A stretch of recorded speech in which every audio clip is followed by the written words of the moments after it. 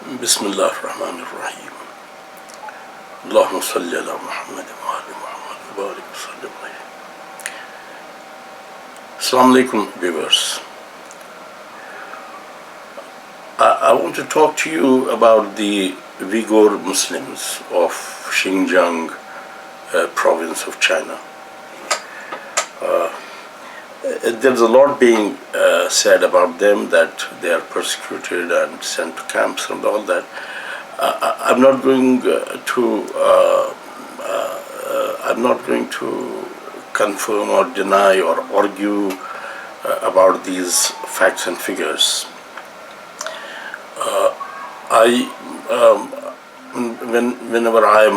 Whenever I'm told something is happening there, and whenever I see a news or whenever I come across a report or something,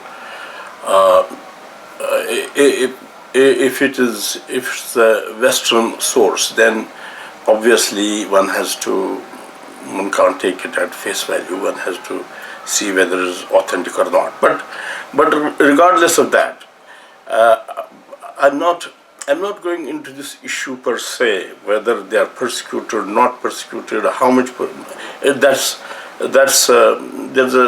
There's a huge stuff. There's a lot of material there on the internet and elsewhere. I'm not going to do that.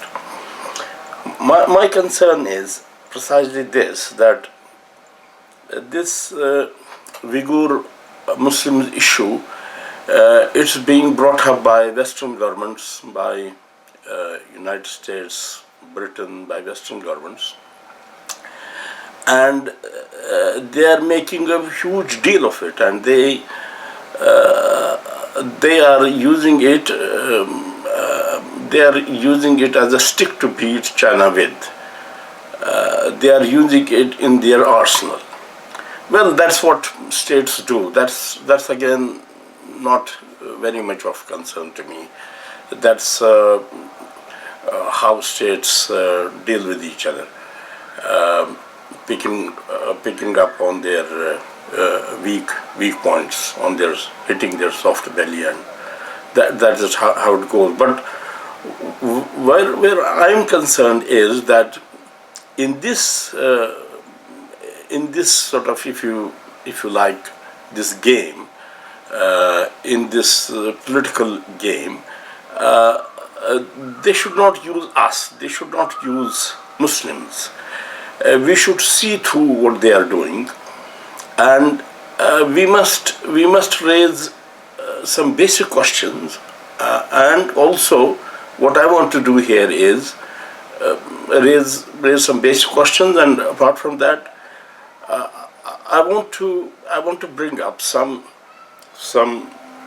a couple of relevant areas, a couple of every issue. So this Uyghur issue also. Every issue has an environment, a geopolitical, ideological, historical. I want to bring up a couple of things relating to that environment, so that we could put this Uyghur Muslims issue, not precisely that issue, we could put this West championing the Uyghur Muslims issue, West talking about Uyghur Muslims and championing their rights, so that we could put that in perspective. Once we put it in perspective, then we might, I'm sure, we might take a different view of it than we are taking now, when we are looking at it in isolation. So let's come to the basic thing. If anybody, if anyone tells me, look what's happening in Xinjiang,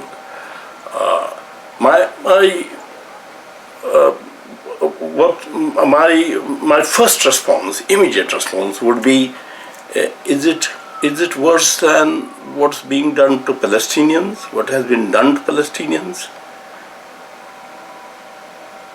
Now, what has been done to Palestinians? Palestinians before the creation of Israel,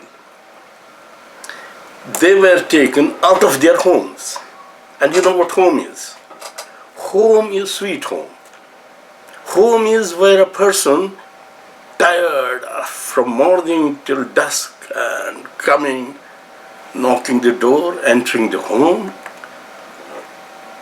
closing the door from inside, relaxing on sofa, having a cup of coffee, and that is sweet home. This is something which comforts our soul, which comforts our body, and homelessness is a great misery. Now imagine people dragged out of their homes being grabbed, their property, their lands being grabbed, and a so-called country being based on that. And those people continue for the last almost 7 decades, even more. They continue to be in refugee camps. Now, is there any persecution greater than that? Now, if they are not being talked about, if the people who did this, if they are bringing up the Uyghur issue, the people who did this to Palestinians, who made them homeless, who planted Israel, that is the West, who did all this and who protects Israel, if they bring up Uyghur issue and saying that we are having sleepless nights, what China is doing to this, then obviously we can't take it at face value. We will raise question. Oh, come on! These words perhaps do not lie in your mouth. What are you talking about?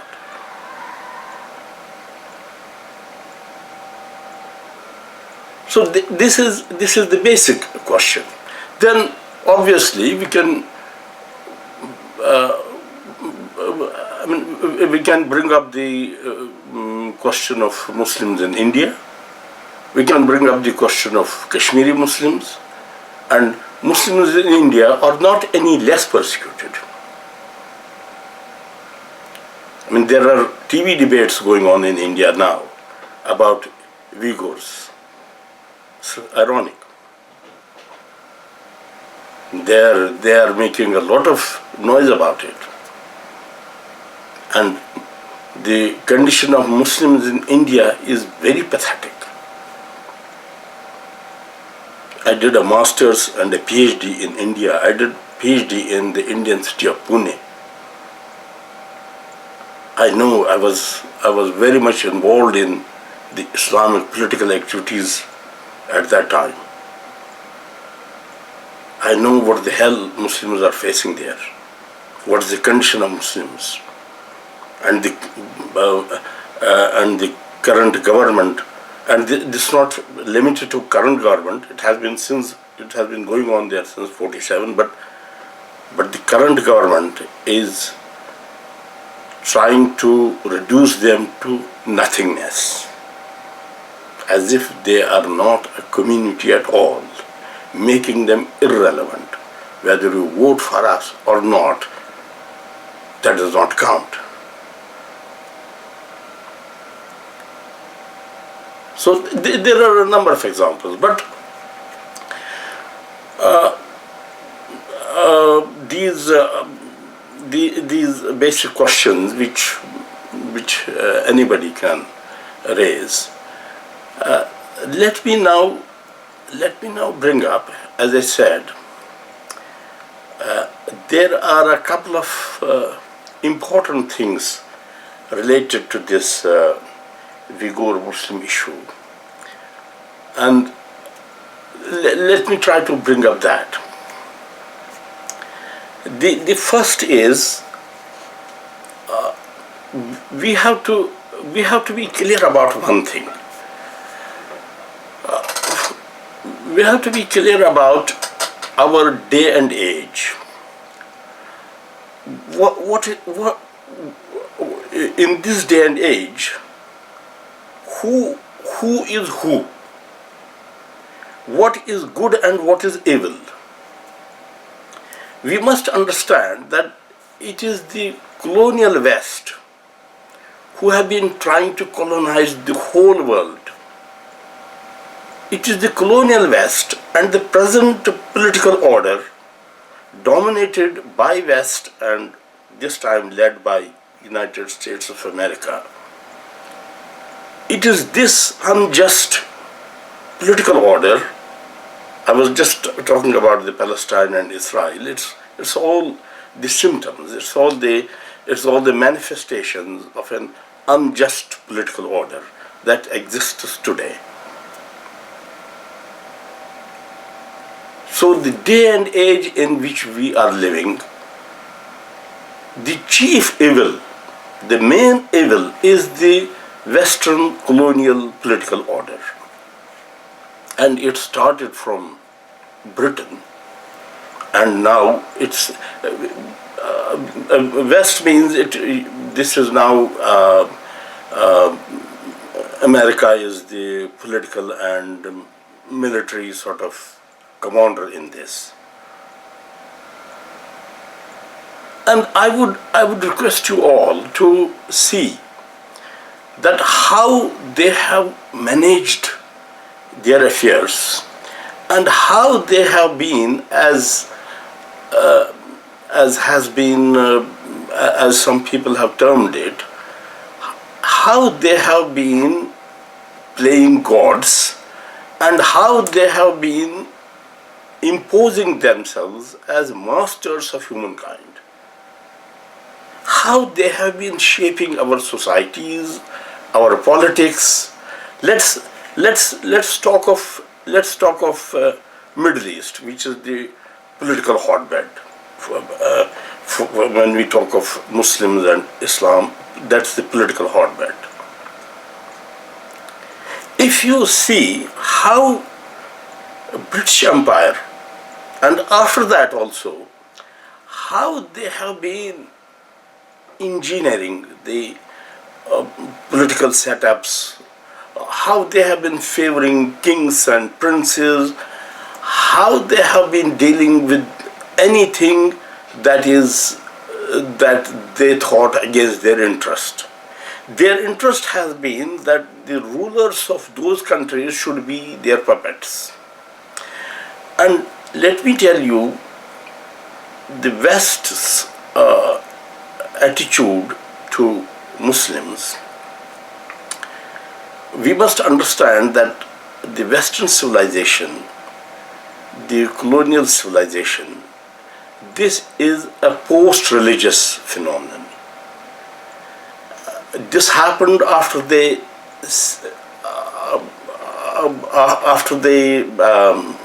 did away with all the church and all this religious everything associated with religion, and they embarked on a secular path. Now, what does that mean? That means that they're dealing with the world, and they're dealing, I was talking of Middle East. They have not been, as we see in India, the BJP government or the RSS, who have a religious animosity towards Muslims. West does not have religious animosity. They have political animosity. Their opposition is political. Let me explain it. If they had any religious animosity, then they would have not been so closely allied with the most orthodox governments, like, for example, Saudi Arabia or the Gulf monarchies. In those countries, the ways of life are very much orthodox.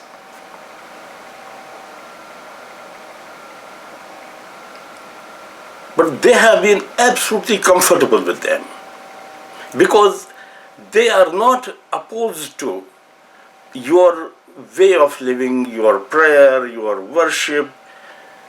As long as you do their bidding, as long as you obey them, as long as they can get their things done, they are okay. But anyone who creates any problem,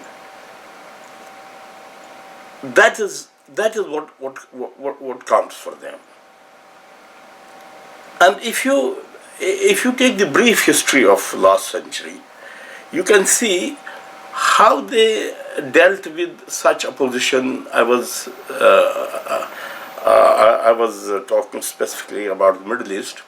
You can see how they have been dealing with this opposition in Middle East. In Middle East, there was an Arab nationalist movement led by people like Jamal Abdel Nasser and others. There was Baath movement, which was again a nationalist movement, Arab Baath movement.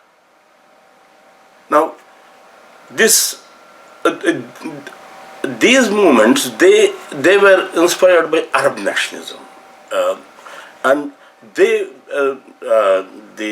British, they thought they will not be obedient to us as the princes and kings have been. And if you see how they dealt with them using Muslims itself.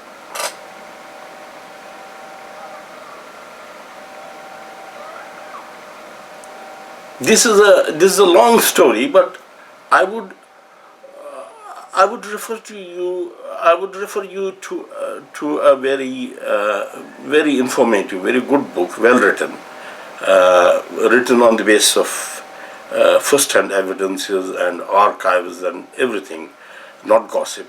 A proper book written by Mark Curtis.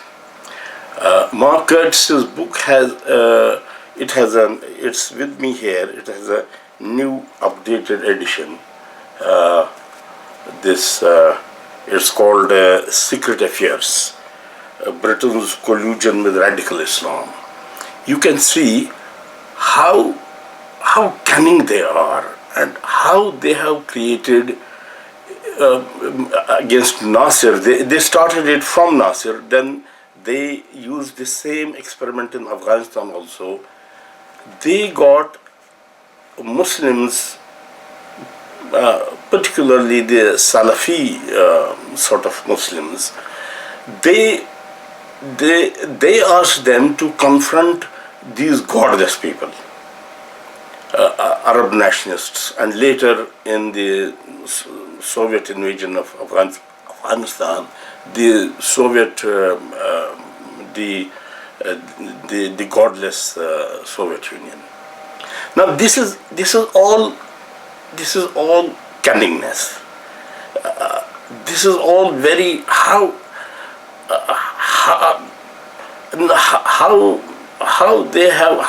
they take people for a ride, and how they have used Muslims and in their fight and for their own interest. I mean, this very much links to Uyghur Muslim issue, because I'm not saying the issue is not there, or I'm not saying we should not be concerned about it, but all I'm saying that we should see through the game. The West may be using Muslims, saying, look, what's happening there. And actually I saw some Uyghur Muslims, a Muslim lady, I saw them on television in the State Department with Pompeo. Now, USA will not solve their problems, but USA will, as I said, it will use it as a stick to beat China with. and we have to be very cautious about it.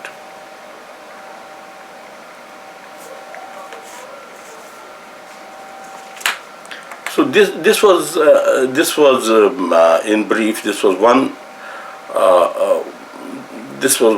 area, one relevant area, which, while looking at this issue, we should keep in mind. And once we keep that in mind, we may perhaps take a different view of it. And I would also add, without going into any detail, I would also add one more important point, that it's all cunningness.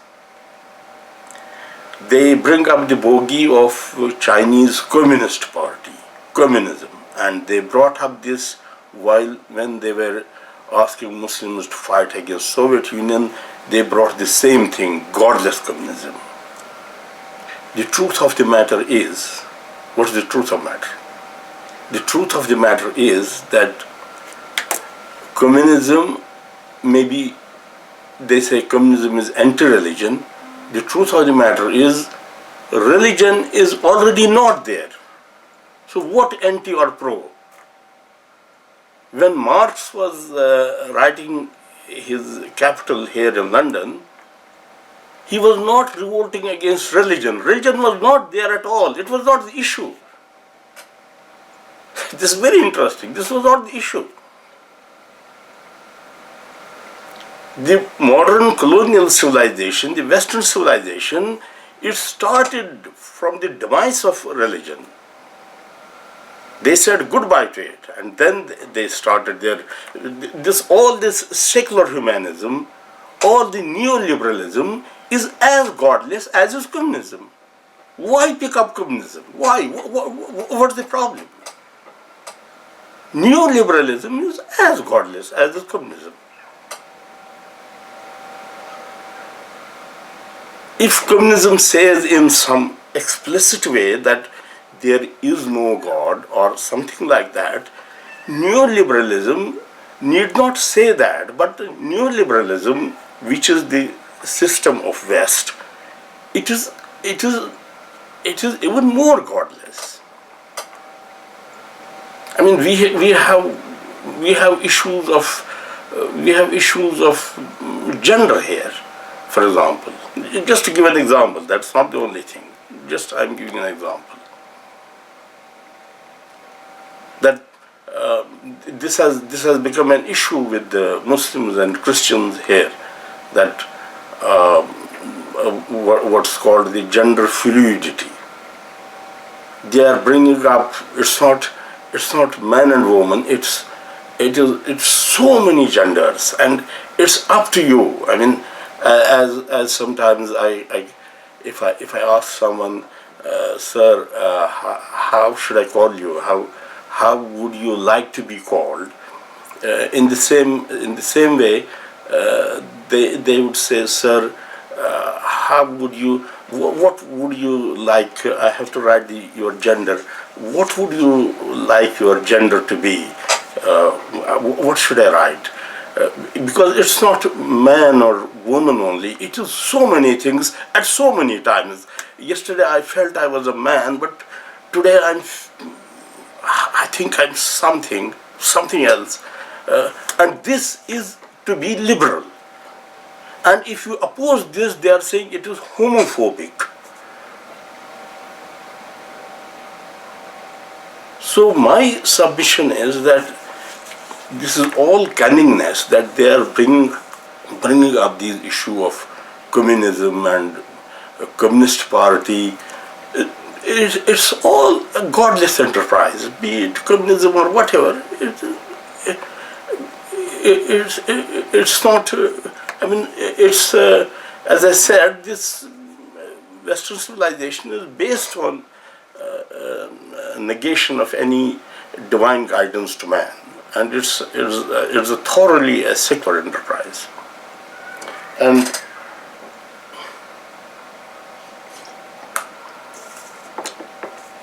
the second thing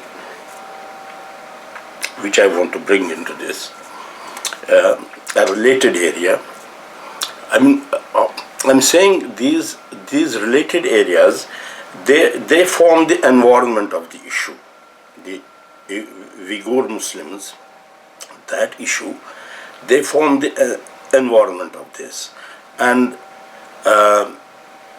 one thing I said about the real evil, the West, they're being very cunning, and the other is something which I can only bring up, and I can't go into details, but I wish I could sort of.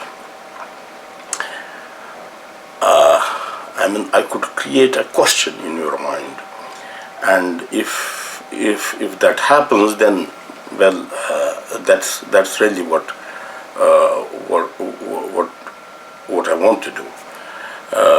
I will not provide any answers or explanations, but this is a very. But if it comes up as a question, that's a lot. That's too much. That's enough. If it comes up in your minds as a question, and the question is actually it's not a new question. It has been deliberated before also in the circles of you call it political Islam or those circles.